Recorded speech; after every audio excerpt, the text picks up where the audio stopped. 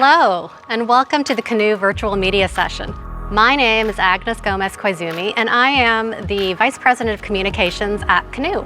So today we have a really special treat for you. In fact, I'm so excited because we are going to be unveiling for the first time ever our pickup truck. And to present the vehicle, I would like to introduce our Executive Chairman, Tony Aquila. And he'll be joined by Brian Biniak from Connected Travel. Tony's got extensive experience creating and leading high-growth companies and public companies. He'll be joined by Brian Biniak, who is the CEO and founder of Connected Travel, which is a connected vehicle and application platform service company. It's the auto industry's first consumer application system to gamify the driving and riding experience. Please welcome Tony and Brian.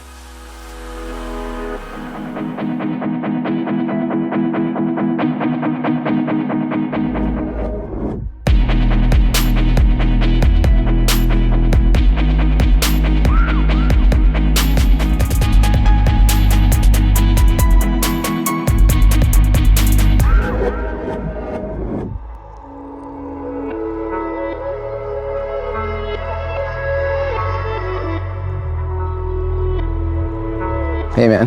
Hey, Tony. Good to see you. How you doing, bro? Good. Good to see you. This is amazing. I didn't know what I was going to see today, but I can tell you I'm blown away. That was our dream, to make sure that we had a vehicle that brought a truck to the market that just really shocked people, just from the visual and then to the functional. It looks like there's just a ton of different things in here. Can you share with me what you got going on? Yeah, so this is designed for many different use cases. We designed from the inside out and then the outside in. This is for America. This is what built America anyways. We wanted to do something that was fully drive-by-wire, brake-by-wire, harmonized systems, and shed 35% of the parts. And in order to do that, you gotta get rid of steering column, shock tower, struts. You gotta change everything, right? So this is a pure design, and of course, you know, that's how you get so much cubic feet. It's the size of a small pickup and has the payload of a full size. We wanted to have a masculine look as well as a sleek and sexy design, and it be totally different on the utilization of space. And as you know, I come out of the aftermarket on the software side and worked for every OEM. So I wanted to be a part of a design structure that was designed not only for the first owner, but for the second and the third owner. People want a return on capital. And in order to do that, you have to have a lot of modularity. And so I can do things like have a workbench.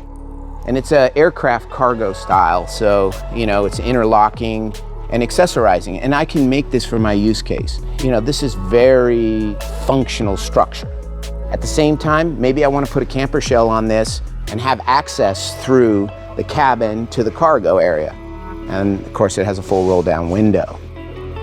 I see so many different unique consumer use cases in this vehicle. And you know, most of the time what I've seen in vehicles, they're built one thing, one size fits all.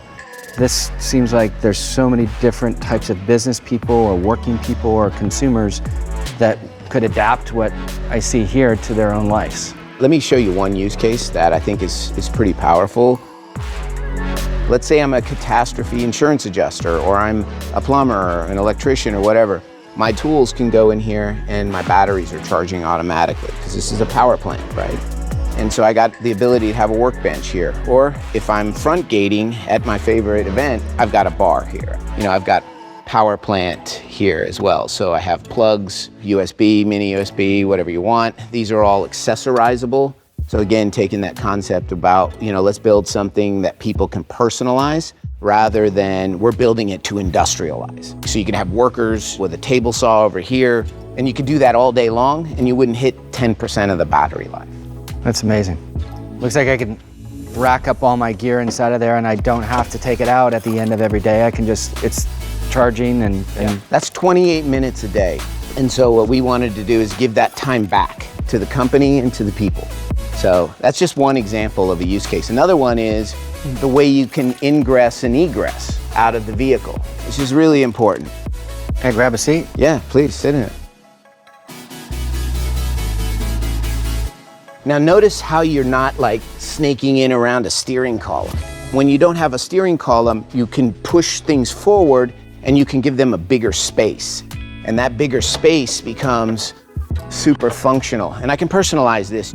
I can run bucket seats, I can run a bench seat system, I can run a 3-seat system. Again, the driver is very far forward, but yet he's in the safest bubble zone. These are like similar to our approach on the delivery vehicle. These are designed for you to put your accessories on. You know, if you're a guy that you want to use a big cup, a small cup, you can buy the accessory for what you need. In addition to that, this is an additional secure toolbox area that you can buy an accessory to put in there, and I can keep my flashlights, my gloves. And yet, when I want to take my significant other out, none of that stuff's seen. At the same time, I can get it with a full infotainment system, but if I'm a guy that has a fleet of 500 trucks and my guys are working on it, well, maybe I want to use something as low cost as a simple Android or iOS device to be the interface to the vehicle. It's maximizing technology to allow for the utilization of space and make it for me. You know, people talk about hardware and software. They can't function without each other. Like, electrify my environment and make it very modular and mobile to me. Everything has multiple purposes, so the battery pack is designed to be upgraded, replaced, repaired. They're all separate cells, so you have massive amounts of redundancy. You can run this thing all day long and still go home at 35, 40% power and plug it in and do a rapid charge. Could you imagine you just went through this Texas weather storm and you need power, you need electricity, boom, you got it. You can run it with one motor and one guy can pick it up. So take a V8 engine, you know, it's 600 plus pounds. This thing is sub 200. It's got 300 horsepower, nearly 300 pounds of torque, and I can put 2 of them in there. So we're thinking about things that most designers and engineers just don't think about. Why? Because they don't work a truck. They don't make their living. They don't put their kids through college with their truck. We do. Like, this thing is just us. Down below, we have a set of other toolboxes or safety boxes. I have a built-in step, but if I wanted to do something else in here, I have my first aid kit, my flashlight. Again, multiple functions, adds in structural integrity, helps me get access here. I just think about all the times I've had to put gear on top of my SUV and I'm always falling off and trying to, like, not kill myself doing it. This is amazing. Yeah, so we wanted something where you can gear up quick, you know, whatever you want to do, or if you want to put your equipment up here. And of course, because it's interlocking like this, you have the ability to put a ladder rack in here that could go across like this and be fastened. Again, this is just about thinking about how people use a truck. At the same time, you know, I want my wheel chocks because I like to dirt bike and I want to be able to tie down easy. The gate design is very different here on this vehicle versus other vehicles because there's functionality purposes. My slat wall comes to life. I can keep my tools, you know, keep my water, my drinks, because otherwise you're going to drop these things on the ground. And of course, here's a way to get hurt. You know, and so just thinking about keeping people as safe and strong as possible. But let's just say I got to go pick up, you know, a sheet of plywood. Well, now I need an 8-foot bed, but I wanted a 6-foot bed price. And so what did we do? We have it so that you can take this and I now have an 8-foot bed. And then of course I want to go back down to a 6-foot bed, just put it away and off I go. You know, I'm back to work. You know, we put as much thought into this truck bed that most people put into an entire car. We want to be clear, when the working person sees this, they go, I can have a better quality of life with this vehicle, and I can get a return on capital. And every one of these areas is a space to create a return on capital, which is why we spend so much money to develop the most intelligent bed. And so what we want to do is be able to give you access to the data platform. I'm selling it to you, and I said, hey, look, take a look at the data. You pull down the data, it auto-calculates the wear and tear on everything, and it tells you here's what you need to do if you want to get another 200,000 or 300,000 miles. And that dictates what you should pay. Because we should be able, with technology, right? We should be able to price it to the exact miles driven, and the way those miles were driven. At the same time, let's say I work it and I damage this is easy to replace. It's easy to repair. You got to build something for the second owner. Why? Because you actually then care about the first owner, because he's going to be able to sell it for what it's worth.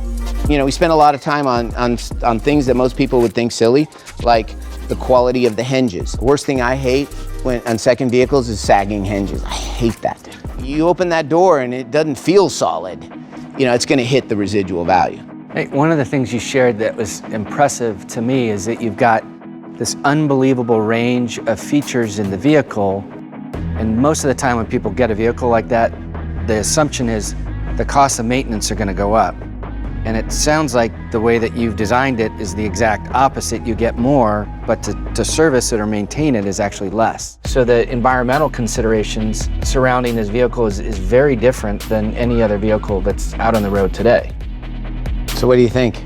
It's amazing. I really appreciate the opportunity to come in. This is a fantastic vehicle, and I really think it's going to transform the experience for everybody. And I can tell you that I want one, and my wife will want one, my kids will want one, so thank you. Thanks for being the first person here that got to see it. I mean, it's a special day for us, and that gave me goosebumps. I'm so pumped.